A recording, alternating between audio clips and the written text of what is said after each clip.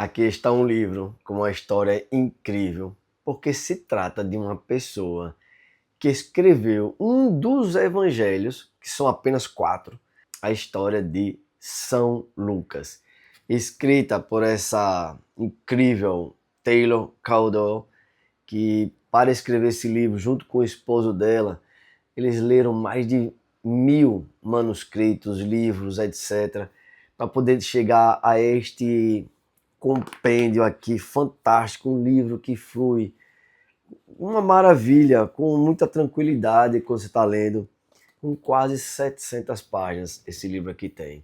Porque o nome dele era Lucano. Lucas foi um diminutivo dado no momento que ele começou realmente a ser um seguidor de Jesus. Ele é chamado de, como hoje a gente diria, você é Lucas, Luquinhas. E Lucano passou a ser Lucas muito tempo depois.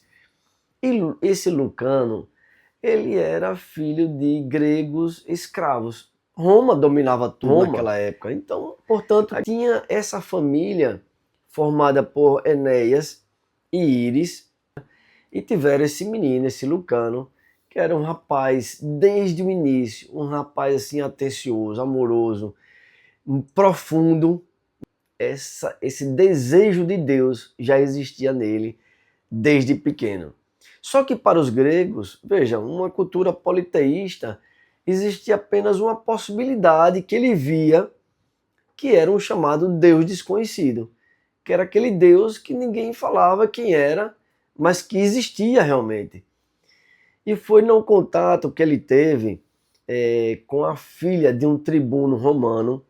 Esse tribuno romano, de nome Diodoro, ele tinha uma atenção, ele era encantado pela mãe de Lucano. Só que ele respeitava, logicamente, porque ela era casada com Enéas, e ele respeitava. Quando ela se torna viúva, ele se aproxima muito dela e faz questão de que sua filha, Rúbria, a filha de Diodoro era casado com Aurélia, a sua filha se aproxime de Lucano. E ele começou a perceber nesse rapaz, nesse Lucano, uma potencialidade muito grande como inteligência. E aí ele começou a colocar junto de Lucano um médico da família chamado Keptá. Keptá era uma pessoa, é descrita de uma forma maravilhosa. Keptá, ele era quase um profeta, um sábio, uma pessoa encantadora, de muito conhecimento, um filósofo, uma pessoa que se aproximou muito de Lucano, porque também percebeu em Lucano tinha alguma coisa diferente daquele rapaz, que é quando ele já sabia, Keptá sabia que haveria um momento em que uma determinada estrela ia aparecer, ia conduzir a humanidade para o nascimento daquele que seria o Messias. E ele vê essa estrela, e ele fica encantado. A forma como ela aparece, a forma como ela é conduzida para o Oriente, tudo aquilo que estava sendo predito na Sagrada Escritura, pelos profetas, etc., ele estava enxergando naquele momento. E ele fica extasiado ali diante daquela estrela que está sendo conduzida. Ele tem certeza de que o Messias está nascendo naquele lugar que a estrela está levando. E aí, quando desaparece a estrela, ele percebe que um pouco mais adiante está esse garoto loiro, esse Lucano, também tendo a mesma sensação. E ele percebe que tem uma coisa diferente. E ele diz, você viu que eu vi? Ele se viu. E eles começam a conversar sobre tudo aquilo que Keptá sabia a respeito dessa vinda do Messias. E esse é o primeiro contato, então, que Lucano tem e que ele atribui esse novo Messias, esse Deus, a esse Deus desconhecido dos gregos. Só que acontece um caso, ela começa a ficar doente. Keptá se preocupa, começa a dar atenção para essa menina, a Rúbria, e lógico que esse caso ele vai evoluindo muito, mas chega um certo momento, essa menina Rúbria, ela morre. Lucano, nesse momento, que ele rezou tanto por esse Deus desconhecido que Keptá falou para ele, que podia até chamá-lo de pai, Mas pela primeira vez, Lucano se decepciona com esse Deus, se revolta e tem uma atitude de rechaçar. A partir daquele momento, ele começa um combate de raiva contra Deus, que não fez com que salvasse essa menina tão pura, tão bela, que não fez maldade com ninguém, e ela morre daquela maneira por uma chamada doença branca, que Capitã diz. Seria praticamente o câncer de hoje, né?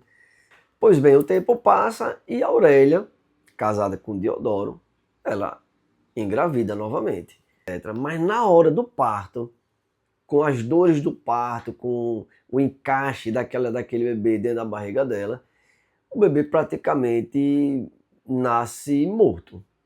Só que, para Lucano, ali era também mostrar a outra face de Rúbria.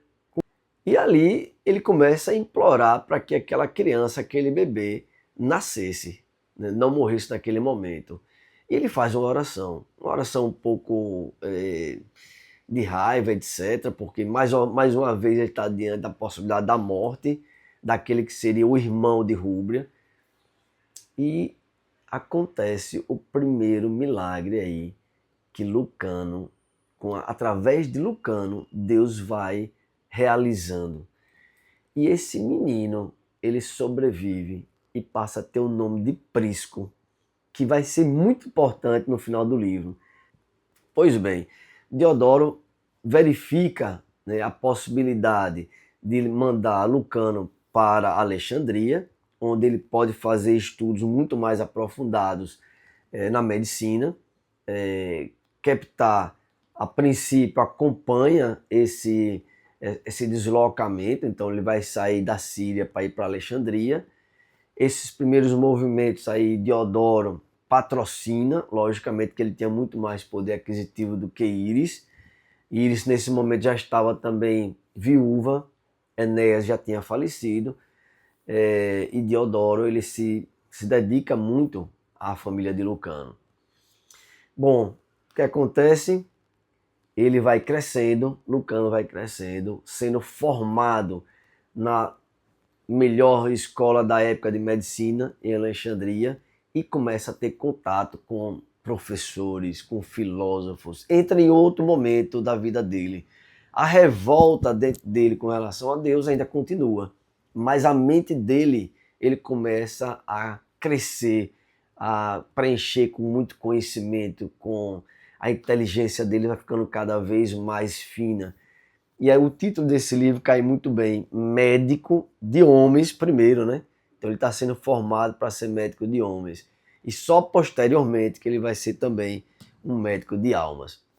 E aí, veja, Alexandria é um local onde se convive povos de várias localidades. Ali ele começa a ter o primeiro contato com a dureza da humanidade. Ele está num local onde algumas pessoas, mercadores, né, olham para ele, sabem que ele é egípcio, então é um escravo, e começam a fazer dele troça, inicialmente troça, depois os caras começam a dizer, rapaz, vou vender você, eu sou romano, quero vender, e ele era tratado como mercadoria. Então mostra que era um rapaz forte, alto, loiro, de boa aparência, de boa cultura, e quer tratar ele como se fosse um escravo que podia ser vendido. E é nessa hora que Keptá intervém e mostra que não é um escravo, que ele é praticamente um filho adotivo de Diodoro, que é um tribuno romano. Então os caras aí, não, então não é qualquer pessoa. Mas isso foi importante para ele começar a ter consciência de quem era ele. E na faculdade de medicina, ele conheceu um professor chamado José Ben Gamliel. Esse Ben Gamliel é um professor judeu, então ele sabia muito da história do judaísmo, ele tinha essa tradição judaica, e começou então a falar muito com Lucano sobre o judaísmo, sobre essa espera do Messias. Já se ouvia falar naquele momento sobre esse garoto que com 12 anos já pregava entre os doutores da lei, lá em Jerusalém, isso já despertou comentários.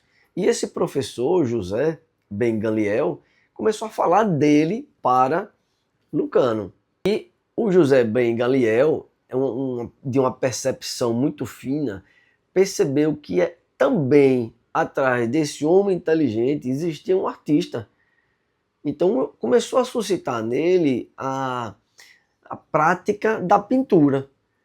Então esse José ben Gamliel fez uma parte de captar, que tinha saído já de cena, e entrou ele. Veja como vai sendo formada a cultura, a personalidade, o caráter de Lucano com relação a essas pessoas que vão aparecer na vida dele. O próprio Diodoro, que era um tribuno, era um cara meio bruto, um cara meio...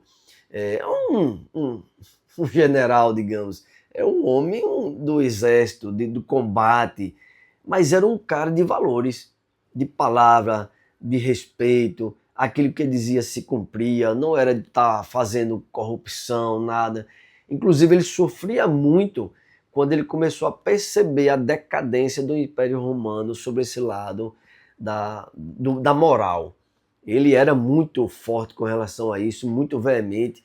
E durante o livro a gente vai percebendo que Diodoro ele vai entrando em crise com relação a esse sonho que ele tinha do Império Romano, que era um império que tinha que se sustentar sobre os valores, e ele estava percebendo ao contrário. Aquele lado da boemia, aquele lado da farra, do gasto, estava se difundindo muito mais do que o lado de montar um império baseado em valores. Bom, um outro milagre foi de um leproso, que está aqui bem relatado na página 272, que diz assim: Cira era o nome do leproso, né?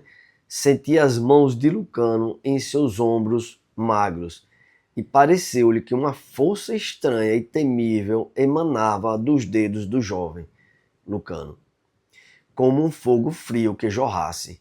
A força impregnou-lhe o corpo, percorrendo-lhe os ossos, ondulou sobre sua carne, fez com que a espinha e seus cabelos se arrepiassem.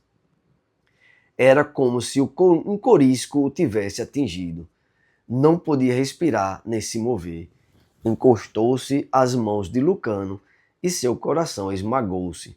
Estalou em sons contra seus ouvidos, como se de tambores não terrenos. Pensou: estou morrendo. E a luz do luar apagou-se de seus olhos, e tudo se fez treva diante deles. E aí vai continuar, né? Lucano, então, sentiu certa virtude tremenda abandoná-lo, sair do seu corpo, como sangue que escoasse, e misteriosa fraqueza sacudiu-lhe o corpo. Delicadamente, com mãos trêmulas, afastou Cira, suspirando. E aí, mais adiante, já no final, diz assim: a Sash, que é outra pessoa, soltou um grito agudo e alto. Depois caiu desmaiada sobre as pedras, como que abatida por um golpe. E Cira, aquele leproso, olhava para seus braços e via que estavam inteiros, limpos, sem qualquer sinal. Conseguia entender que algo estava acontecendo através dele. Deus estava já fazendo que acontecesse milagres através das mãos e da presença de Lucano. Um outro milagre que aconteceu, Lucano a essa altura já era um médico e já se deslocava muito, ele não tinha interesse. Outra coisa interessante, Lucano não era ambicioso, ele não tinha interesse no poder, no dinheiro, não. Ele queria curar pessoas, ele queria fazer com que a medicina chegasse ao maior número de pessoas, que curasse essas pessoas. E uma dessas viagens, a peste, que era muito comum naquela época, estava acontecendo de forma assustadora entre aqueles trabalhadores escravos do navio. Ele soube disso. Se não intervir, todos nós vamos morrer aqui nesse navio.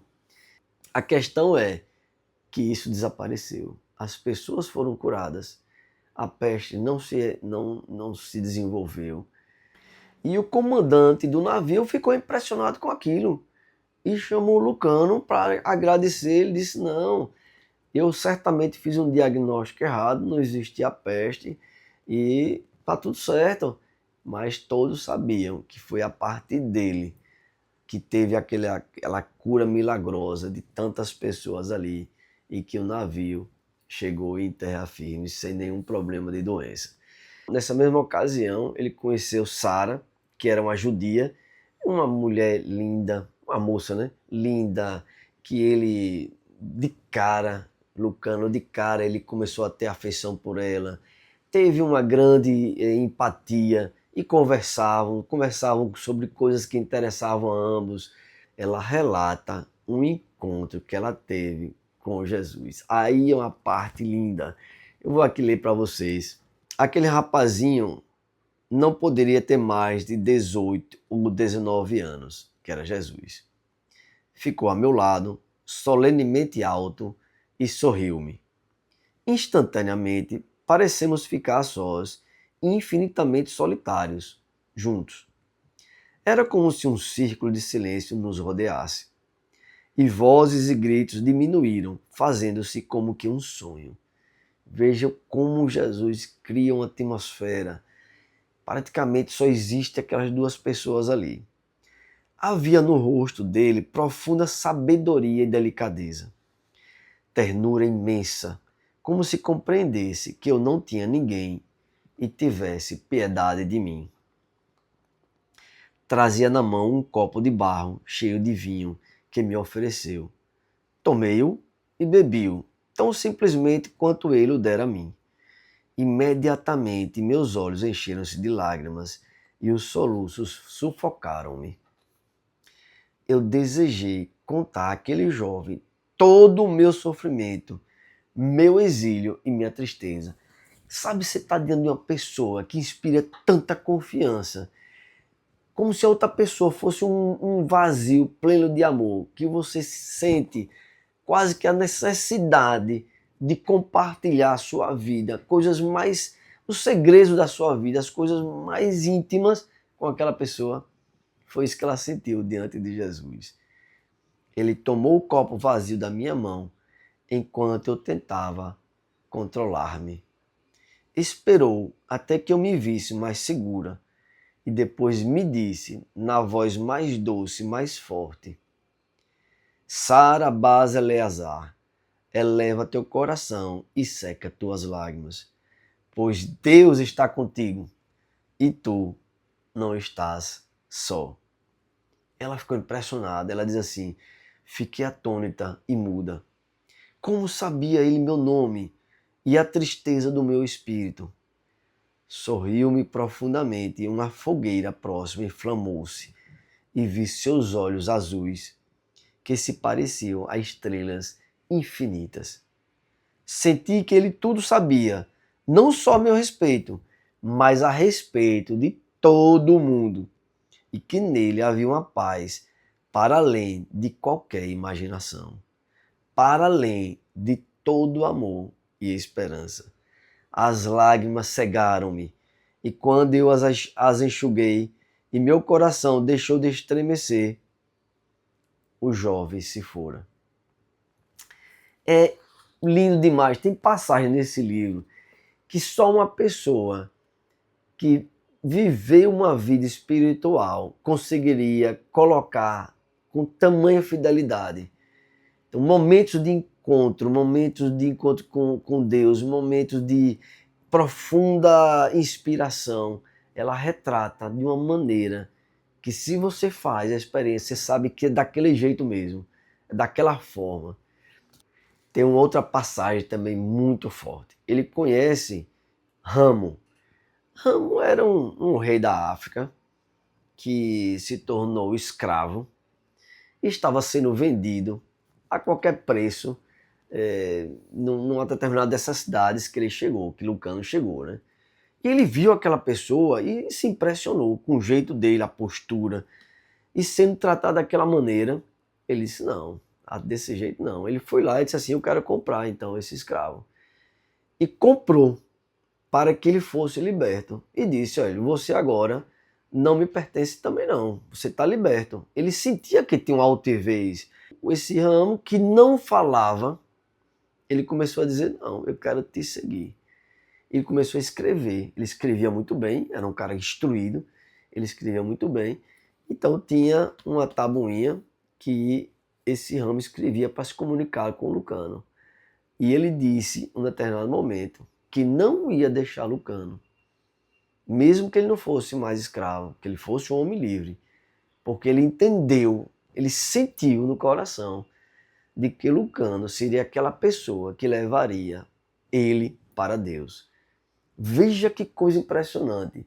Ele sentiu isso, ele chegou, a pessoa que a vida toda eu procurei, eu saí da minha aldeia na África para procurar esse Deus, e eu estava procurando a pessoa que me levaria a ele, e acabei de encontrar.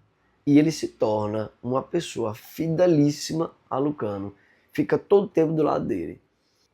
Chega numa determinada cidade, um povoado, ele começa a atender aqueles pacientes, né, aquelas pessoas que estavam doentes. E a fama dele vai se espalhando e isso vai tornando aquele atendimento cada vez mais repleto de gente. E Ramo era um auxiliar dele direto, estava ali fazendo as coisas, aprendia fácil, era uma pessoa de muitas capacidades e auxiliava muito bem. Numa determinada ocasião, Lucano sai para ir a outra cidade e Ramos está ali auxiliando, fazendo o que pode com os doentes da aldeia que estavam esperando a volta de Lucano. As pessoas da cidade, os homens, achavam que aquilo ali era coisa de magia e vão lá para destruir essa casa com todos os remédios, tudo que tivesse ali. Encontra quem? Além das pessoas que vão embora, os doentes vão embora, está Ramo ali tentando defender esse espaço. Não só eles destroem tudo, como pegam o Ramo e dão uma surra violenta, espancam o Ramo a ponto dele ficar praticamente morto. Quando Lucano retorna, que vê tudo aquilo, ele fica desconsolado. Ele vê quase na beira da morte e aí ele volta novamente aquele sentimento dele com relação a Deus, aquele sentimento de impotência. E aí tem uma passagem que eu queria ler para vocês aqui com relação a isso. E diz assim: Lucano coloca seus dedos sobre os olhos enfaixados e esses começam a vibrar misteriosamente. Desejou retirar esses dedos dos olhos de Ramo, temeroso de renovar as dores dele, mas parecia estar paralisado, e o delicado estremecimento de seus dedos permanecia sobre a faixa onde estavam os olhos de Ramo. Finalmente, depois de longos momentos, pôde levantar as mãos. Havia nelas uma fraqueza estranha. Ele sentia que as mãos estavam fracas. A energia saiu. Um entorpecimento que começou a correr pelo seu corpo, como se o sangue dele se estivesse esvaindo. E ali ele deixa, né, que Ramo fique ali a se recuperando. Ele vai atrás dessas pessoas que destruíram o consultório dele e tudo. E mais adiante, ele recebe uma pessoa que é um procônsul que disse assim para ele, para Lucano: ora, mas o escravo nada tem de mal nos olhos. Que tolice é esta? Imediatamente os olhos do médico abriram-se. Lucano olhou para Ramo, que lhe sorria radiante. Os grandes, límpidos e negros olhos estavam perfeitos, brilhantes e sem qualquer cicatriz. Lucano, trêmulo, curvou-se para o negro, pestanejando para afastar o enevoado de seus próprios olhos. Estava incrédulo, não podia acreditar numa coisa daquelas. Agarrou o queixo de Ramo com seus dedos suados e movimentou-lhe a cabeça de um lado para o outro. Correu a abrir para trás as cortinas. Seus joelhos estremeciam. Voltou para o leito e ficou a olhar os olhos que se levantavam para seu rosto, sem poder acreditar no que via. A habilidade médica não podia ter realizado tal coisa. Mais uma vez, ele se enganara. Ele achava que tinha feito novamente um mau diagnóstico. Deus chama Lucano. E à medida que Deus chama, ele vai se encaminhando, mesmo sem saber, na direção de Jesus. É quando, numa dessas viagens ainda, Lucano encontra com o centurião Antônio. E esse centurião ele estava boquiaberto, ele estava ainda extasiado. E Lucano quis saber o que estava acontecendo com ele, porque ele estava assim daquele jeito. O que é que tem acontecido? E ele começa a relatar. E esse centurião é aquele que está descrito nos evangelhos, que foi o evangelho que Lucas depois escreveu, porque escutou dessa testemunha do próprio centurião o que aconteceu. Ele tinha um escravo que não era mais escravo, que ele já tinha libertado, mas vivia como escravo. O centurião era romano e o escravo era judeu. E ele não queria que ele, depois contraiu uma doença, não queria que esse rapaz, essa pessoa, que ele gostava tanto, que era tão fiel a ele, morresse. E ele foi atrás das pessoas que curavam, os judeus que curavam, né, para salvar a vida deles. Foi quando falaram do Messias, de Jesus, que estava curando.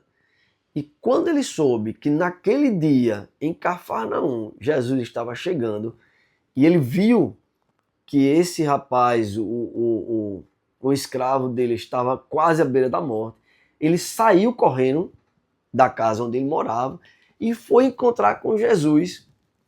Essa cena linda. Foi encontrar com Jesus na rua. E aí o centurião relata para Lucano: corri do quarto de dormir, fugi da casa, o sol estava alto e quente, e ali eu o vi. Com estes olhos eu o vi. Lucano, tu precisas acreditar em mim. A poeira envolvia o povo, e ele, que estava no centro, era de um amarelo dourado. Ele era alto entre os outros, um jovem de rosto belo, e a poeira amarela ficava luminosa em torno de seu corpo. Vi os seus olhos, como o céu, vi seu sorriso, e de novo senti que ele era Deus. Minhas pernas tremiam, veja, um centurião falando, um centurião romano. Minhas pernas tremiam e parecia-me que a terra e o céu se tornavam incandescentes em torno dele. Aterei meus braços para a frente a fim de impedi-lo de se aproximar, pois eu não o merecia. Baixei a cabeça, pois era sacrilégio fixar os olhos nele, e disse: Senhor, sou homem de autoridade, um romano, tenho soldados às minhas ordens, e se eu disser a um deles, vai, e se eu disser ao outro, vem, eles me obedecem. Tudo quanto ordeno é feito quando eu o ordeno. Portanto, Senhor, dize apenas uma palavra e meu servo ficará curado. Essa frase é forte demais. Lucano, que estava ouvindo isso do centurião, estremeceu e apertou as mãos uma contra a outra. A brisa da noite estava parecendo gelo contra seu rosto. Mas ele disse consigo mesmo: Não, não, não, isso é impossível. Aí o centurião continuou: Então eu o ouvi falar e sua voz parecia vir do céu e da terra ao mesmo tempo. E ele disse às pessoas que o rodeavam: Jamais encontrei fé tão grande em Israel. Isso é que acontece? Ele continua aqui: Precisas acreditar, Lucano. Olha para mim e vê que não estou mentindo. Sei que não estou mentindo. Ele curou meu servo e ele transformou minha alma. É uma passagem muito top isso aqui, é muito bonito. Porque a partir daí, os relatos vão fazendo parte cada vez mais daquilo que eu acho mais interessante nesse livro, que é o contato de Lucano com esses cristãos que estavam, não eram nem chamados de cristãos, mas estavam começando a ser os seguidores de Cristo, escutando o que é que Jesus fazia, né, nessa região todinha. E aí chega aquele encontro mais esperado. É o encontro de Lucano com Maria. Esse encontro é lindíssimo.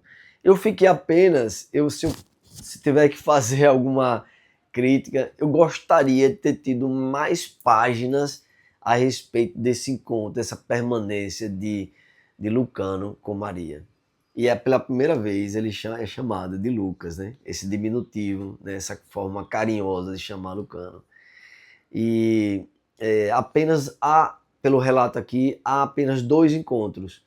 E entre um encontro e outro, Lucas, que era um exímio já pintor, ele pintava alguns quadros, ele retratou Maria em uma de suas pinturas e é tida ainda hoje como a primeira pintura que é de alguém que retratou quem era Nossa Senhora.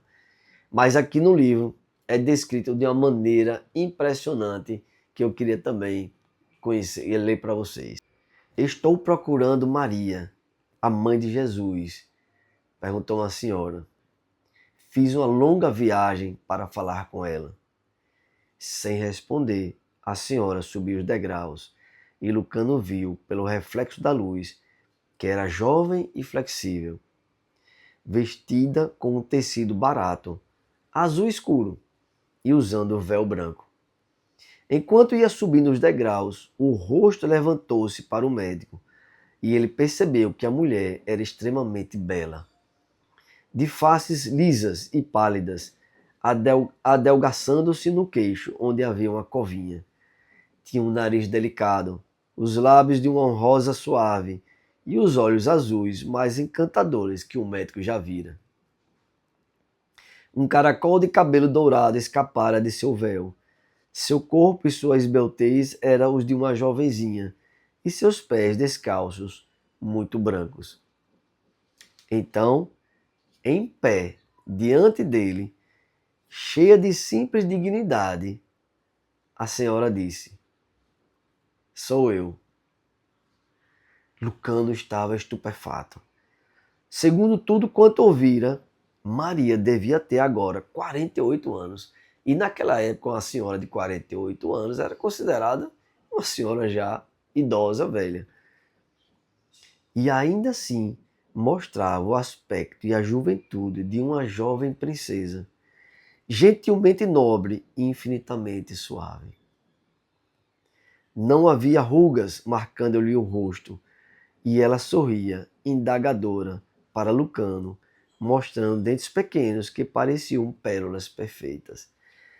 Aí ele vai descrevendo como Maria se comportava. Não era uma pessoa curiosa, uma pessoa de escuta, sem fazer questionamentos, uma pessoa acolhedora, uma pessoa que pensava no outro, que se importava com o que o outro queria saber e abria seu coração e dizia. São páginas riquíssimas.